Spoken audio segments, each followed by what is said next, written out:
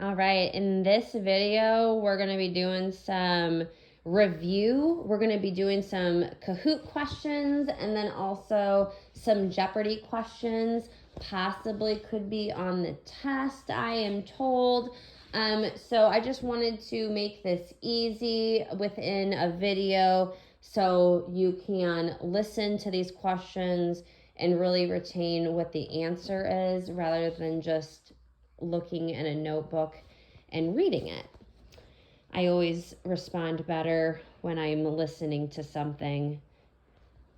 So the first question is, a patient with advanced cirrhosis has hepatic encephalopathy.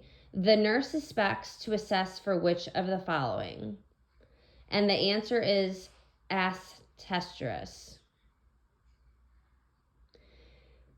The nurse is aware that the signs and symptoms of biliary atresis manifests in newborns at which time period? And this is approximately 2 to 3 weeks after birth. The RN is caring for a hepatitis A patient. Which response demonstrates understanding of the most common transmission route? And the answer is fecal oral transmission.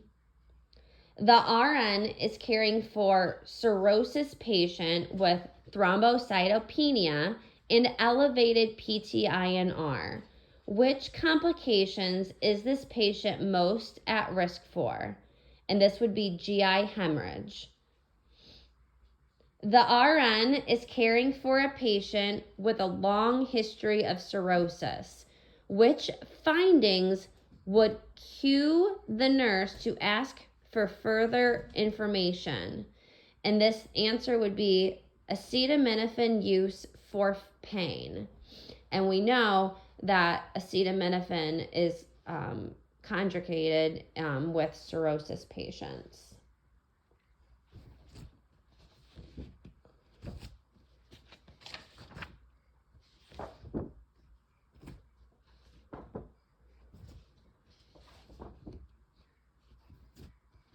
All right, let's see. All right, on to the next question. All right. What are 3 signs and symptoms of the oligarchic stage of a patient with acute kidney injury? Okay, so I have a couple more than 3, but metabolic acidosis, decreased urine output, fluid overload, increased potassium, hyponatremia. Name at least 3 nutritional therapy interventions for cirrhosis. So this would be no alcohol. We need to instruct high calories, protein, high carbs, and low fat. Name 3 things to monitor for Addison's disease. So this would be checking blood pressure, checking blood sugar. We could also do things to monitor. I think of what else we could monitor. Blood pressure, blood sugar.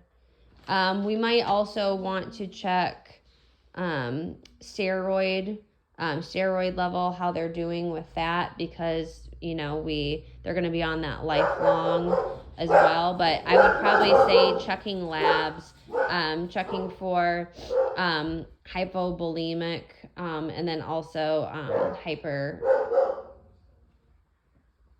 I can't even think.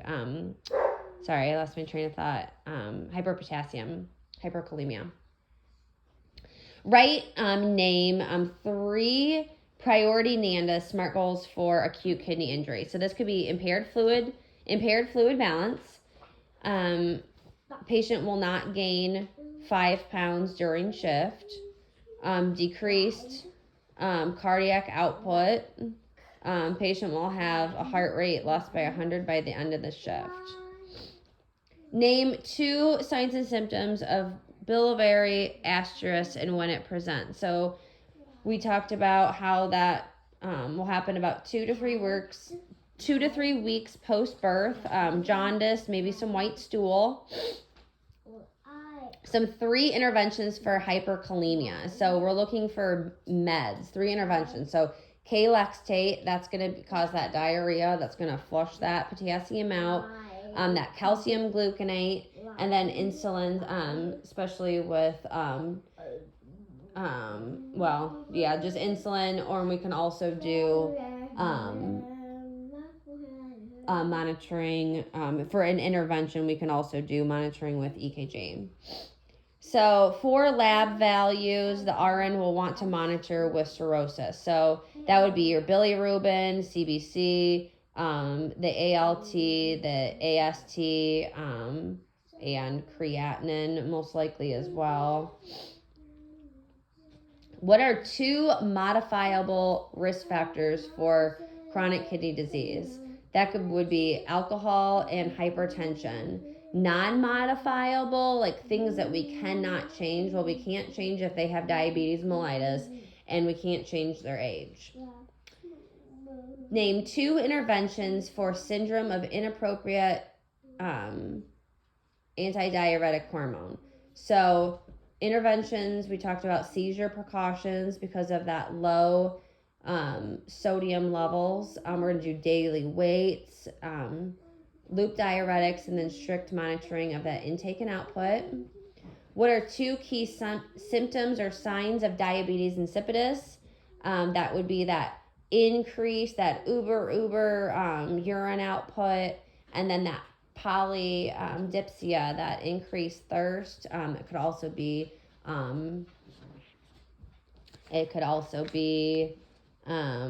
polyuria too. We're talking about that increased urine output in our patients. Also maybe some dehydration signs and symptoms as well.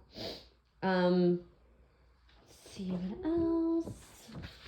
Describe 3 words the onset of AKI. Sudden, acute, rapid, and that's reversible. Name 1 pre-renal cause of AKI. That could be hypertension. We always want to think, it's pre-renal, so what happened before could be hypertension, cardiac issues, maybe myocardial infarction. Name 1 interrenal cause. That would be like directly to a direct threat or something that's happened directly to that kidney. So that could be like those nephrotoxins, infections, sepsis. We also talked about contrast dyes, the vancomycin, NSAIDs, things like that would be intrarenal. Signs and symptoms of encephalopathy, confusions, that is ataraxis. Describe or summarize 4 points of education for a patient with CKD. Discharge instructions. So obviously monitoring the intake and output, making sure that they're not drinking alcohol. They need to weigh themselves daily. Medications, dialysis, because they need to be going to their dialysis appointments, right? Whether that's hemodialysis or peritoneal. 3 signs and symptoms of acute hepatitis infection. It's going to be that jaundice color, that yellowy, orangey skin, especially seen in the sclera of the eyes. Maybe some nausea and vomiting, that tea, dark colored urine, and then those clay colored stools because that bilirubin is not being secreted. Bilirubin is what makes our stools that brownish color. So without that bilirubin being excreted, they're going to be clay colored. What vaccines are available for those viral hepatitis? And that's A and B hepatitis. What are the 4 signs and symptoms that hepatitis has progressed to cirrhosis? So that would be that portal hypertension, increased bilirubin, jaundice, ascites, hepatic encephalopathy, spider angiomas, and varices. Name 2 nursing interventions or treatments for Cushing's syndrome. So remember, Cushing's is that increased cortisol. So that's going to be that surgery or reduction of corticosteroids.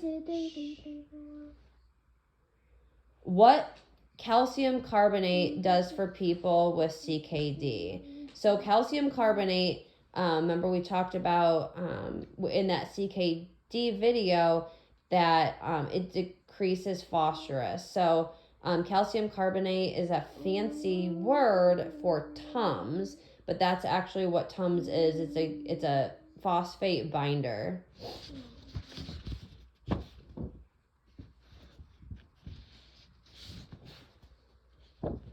What is the most important nursing interventions to prevent acute kidney injury in the critically ill patient?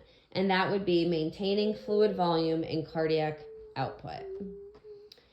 If a patient with glomerulonephritis is receiving intravenous fluids to regulate hydration but begins to experience pulmonary edema and worsening hypertensions,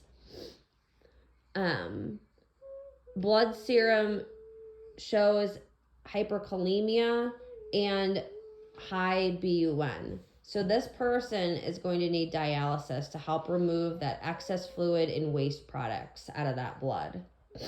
After a client has returned from surgery, the nurse should properly report which urinary output measure to the doctor, and that would be 100 mLs per 4 hours. And we talked about in one of the videos that's called that anuria, and that's that 100 mLs per 4 hours, and that's much worse than that oliguria. Which statements help to clarify the main differences between peritoneal dialysis and those hemodialysis? And so that's just going to be talking about the time required for the dialysis and how often. We know for the hemodialysis, that's typically about 3 times a week, and then this peritoneal is going to be every single day and typically multiple times per day. Location of where that central catheterization is at, and then the caregiver involvement in that dialysis treatment. Typically with peritoneal, those are going to be done at home by that patient themselves or maybe like a caretaker.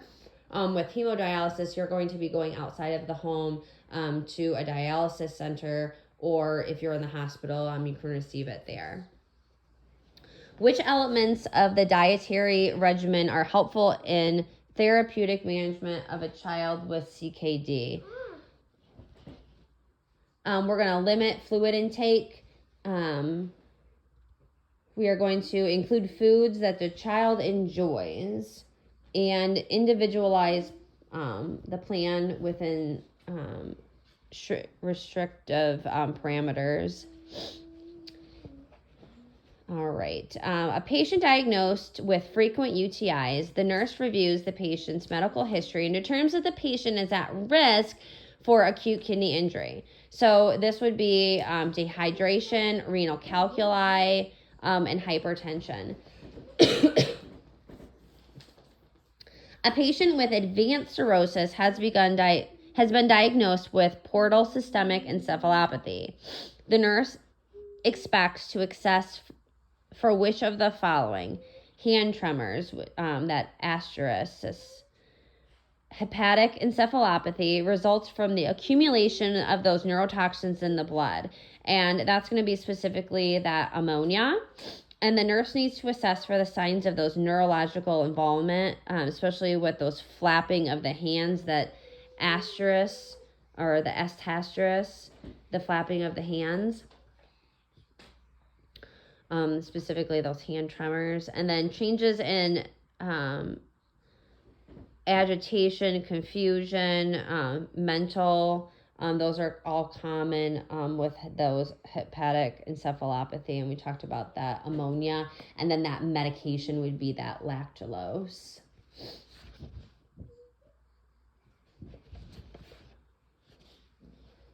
A nurse is caring for a patient with a long-standing history of cirrhosis.